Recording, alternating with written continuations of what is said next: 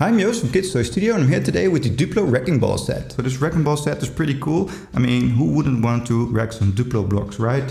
But this has been with us for 3 years and still looking great, so you don't have to worry about your kid playing too roughly with it. And there's a lot going on here. You, of course, have the wrecking ball with a large tower here. And you can build this up in multiple formations. You've got a little house that you can wreck, so the ball can fly right into that.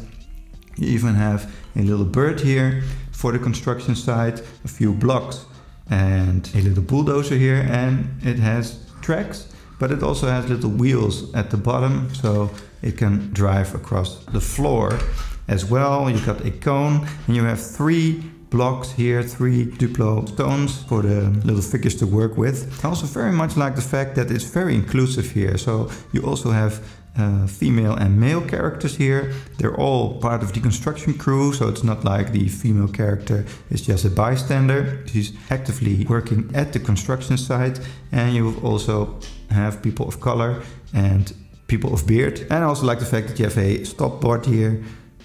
It says go.